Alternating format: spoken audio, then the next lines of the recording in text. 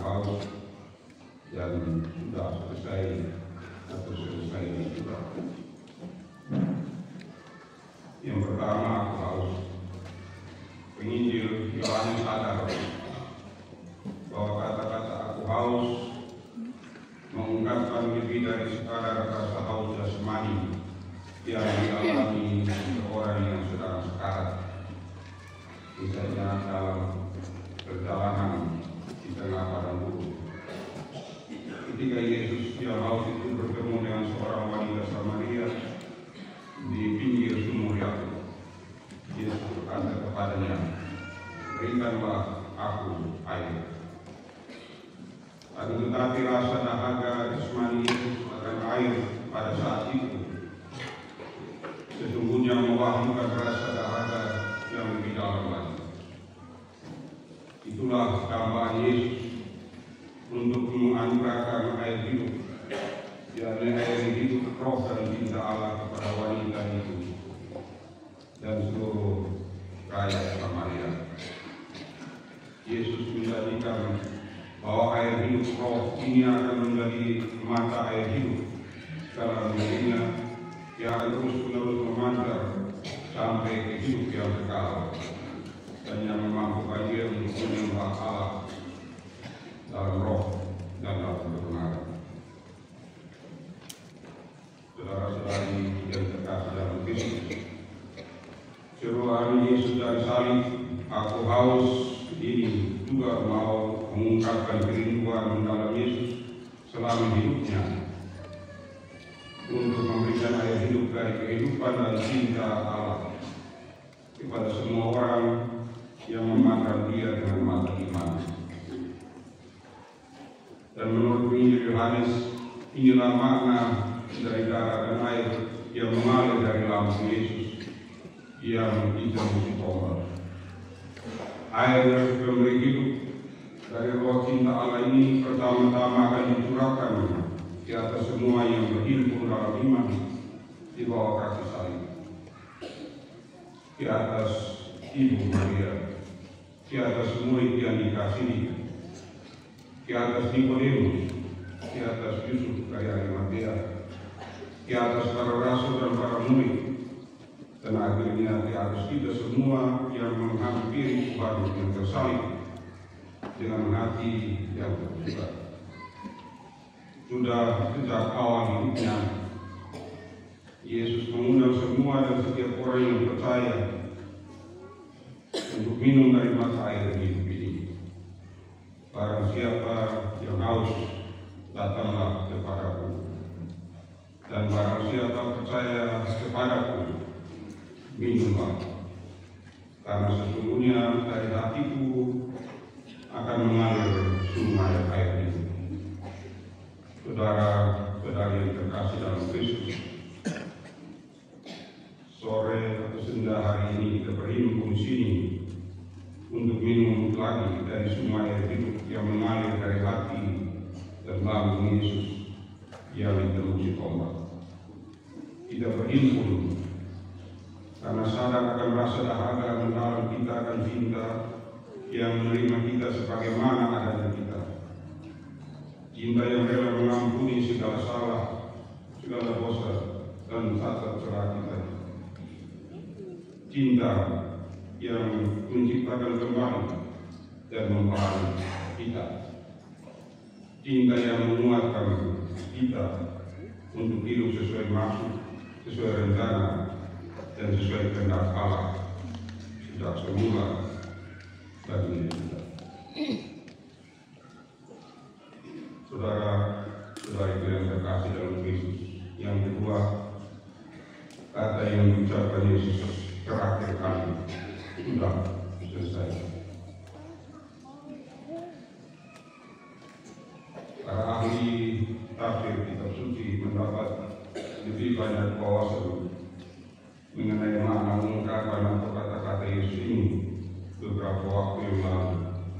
Setelah beberapa arkeolog ahli ilmu purba membuat penggalian di kota suci Yerusalem, khususnya di sebuah kantor pajak, dan nyaris utuh dengan semua rekaman atau catatan perpajakan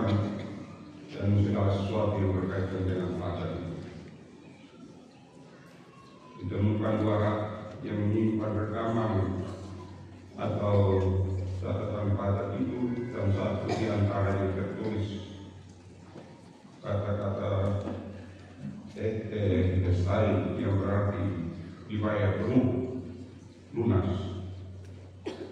Dan ini berarti bahwa orang-orang Yahudi pada zaman itu tidak berhutang apapun lagi.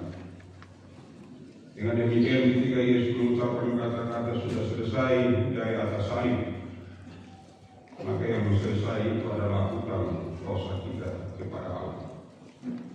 Semuanya telah dibayar lunas atau ditebus dengan kematian Yesus di sana.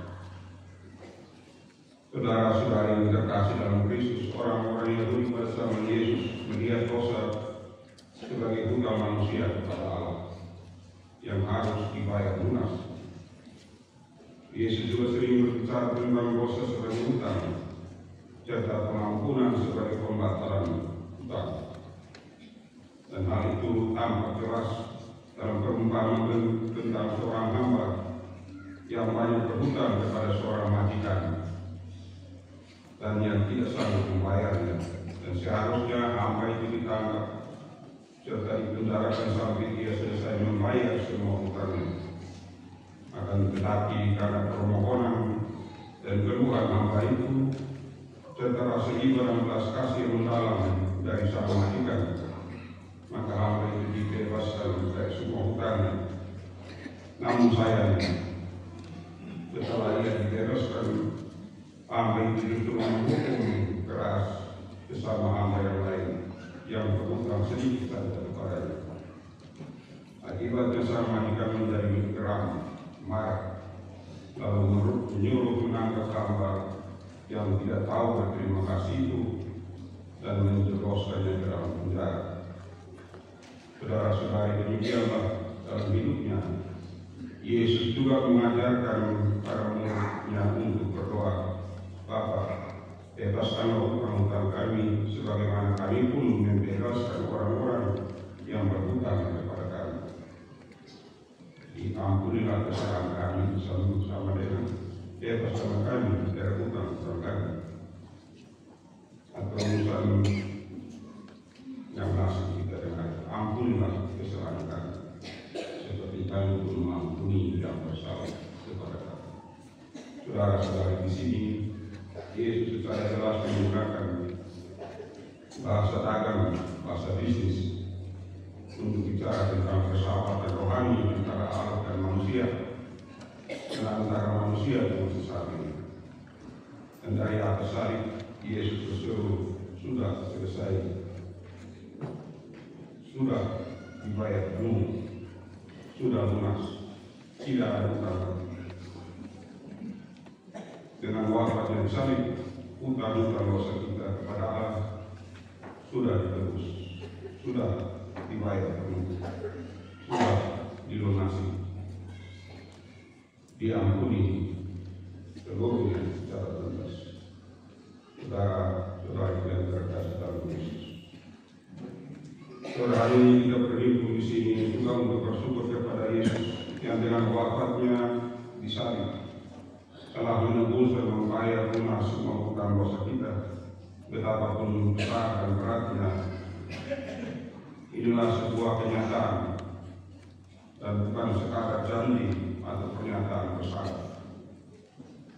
Yang mengatakan sudah selesai, Yesus tidak memaksudkan bahwa dosa-dosamu akan diampuni atau dosa-dosamu akan diampuni kalau engkau begini atau begitu, melainkan semua hutang dosamu sudah lunas, sudah selesai dibayar.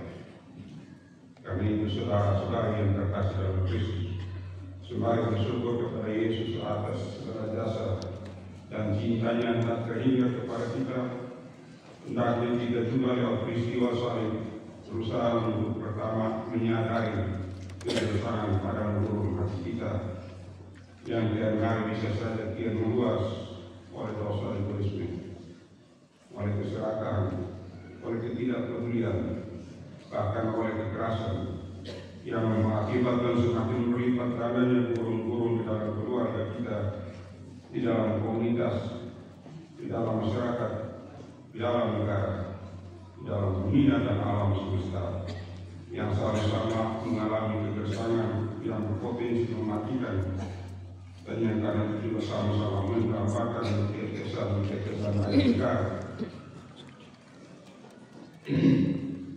yang menghidupkan ibarat rusa yang menambah air.